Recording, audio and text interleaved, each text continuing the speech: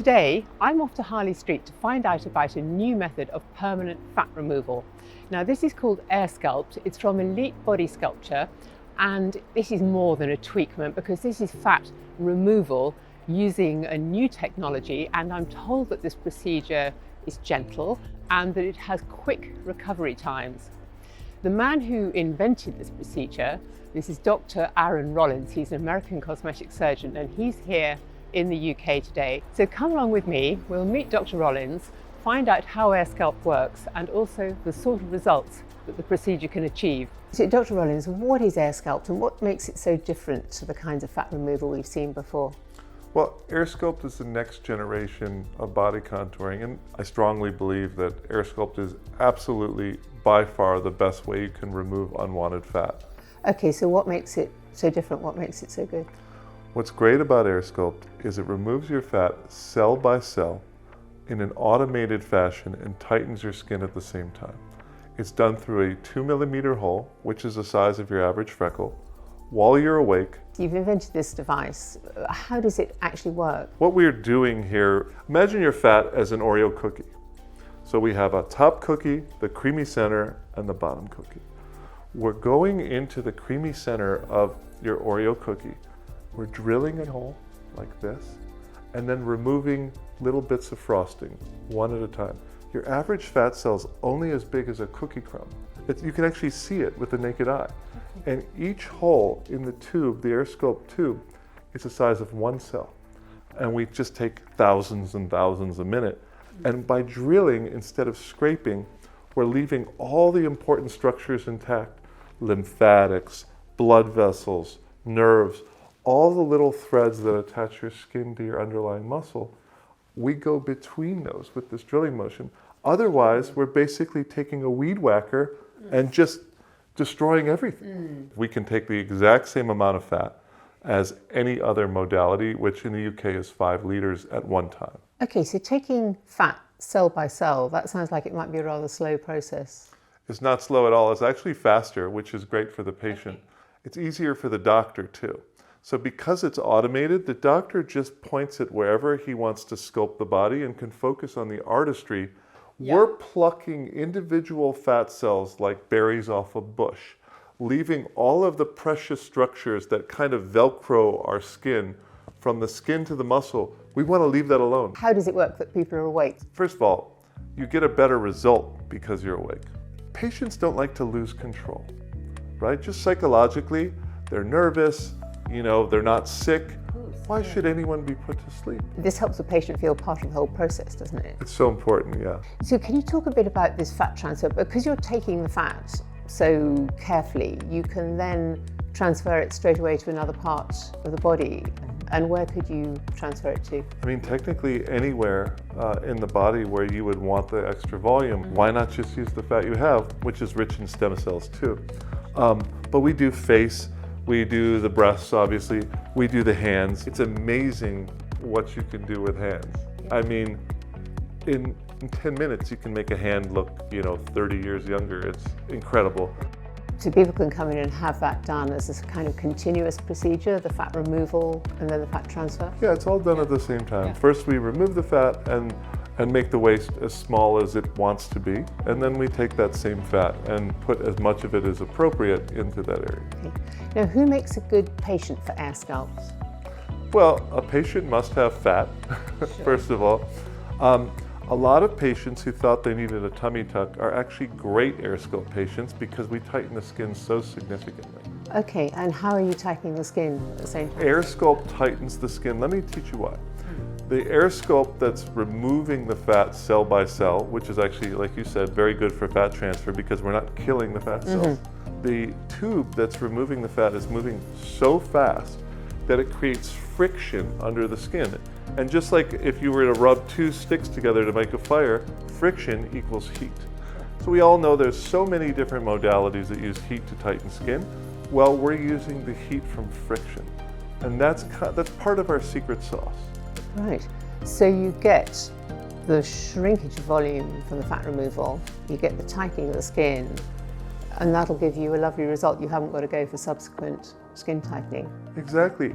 If you remove the fat and you don't tighten the skin, arguably you have a worse result than when you started because now you have an empty bag of skin. Is this a good procedure for larger patients? It's great. I mean, we've treated patients that are morbidly obese who want to be able to shop at a normal store and fit into a normal airplane seat. We've treated countless actresses, models, etc., TV personalities who just are self-conscious about an area or don't want an area like their knees photoshopped. We've run the entire gamut. We've treated people from 18 to 81 years of age. Goodness, so even people who are quite skinny can have, you know, that bit of refinement. I was hearing about some of your latest celebs, you know, and I was wondering where you'd be finding any fat on them, but if it's just that bit of refinement. Yeah, everything has to do with proportions. If you're a skinny woman and your knee is a little extra thick, it could very well bother you because proportionally it's too big. There are various areas of the body I wouldn't have thought of, like you said for the buffalo hump, the dowager hump. Yeah. You can do that. Oh, we can do that. It makes a big difference in someone's life because they feel stooped over.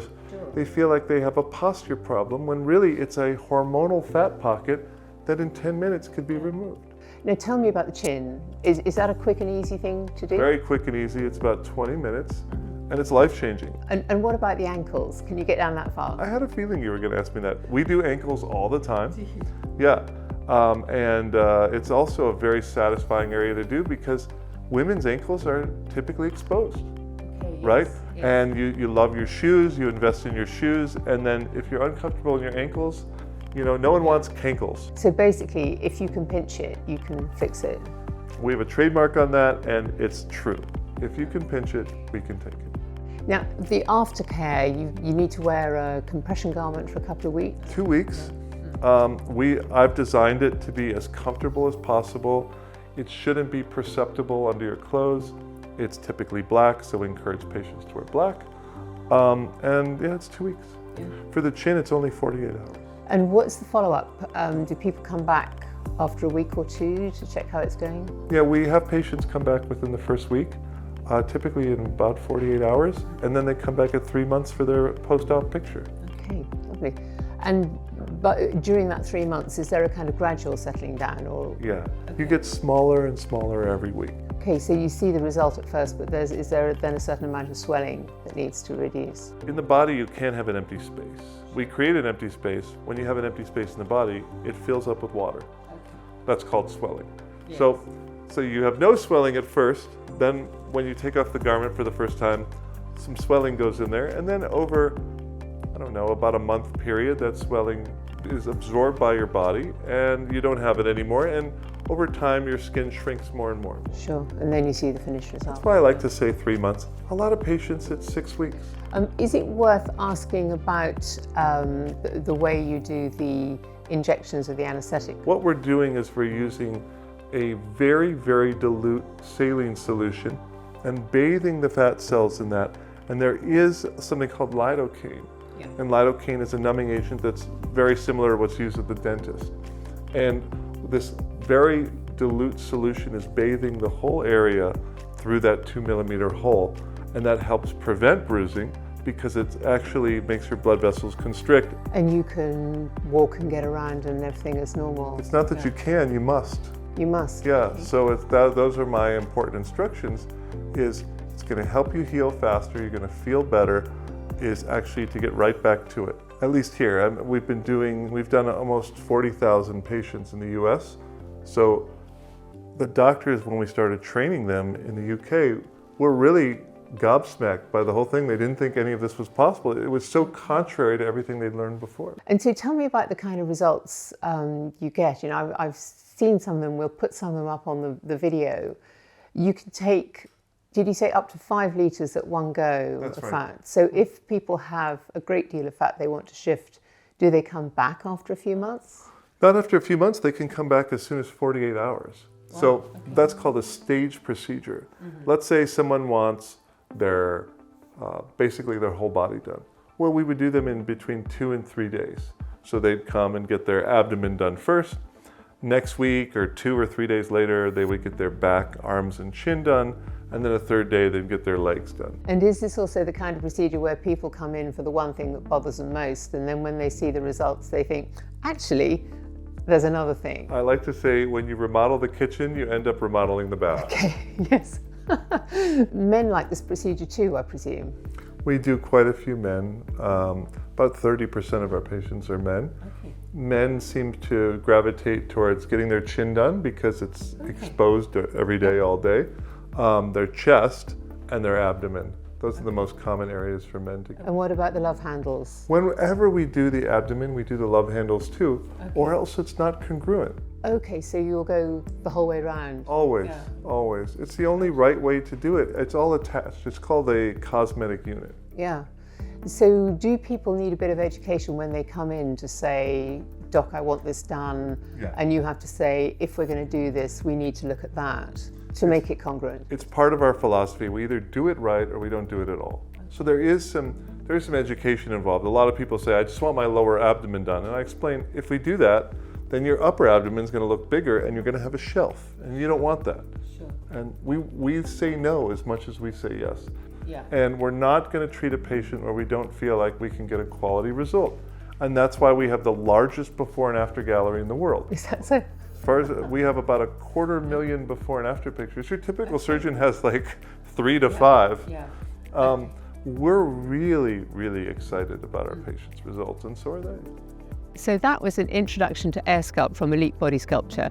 And I really would encourage you to go online and take a look at their gallery of before and afters, because there's some really impressive work in there. And I hope you enjoyed watching.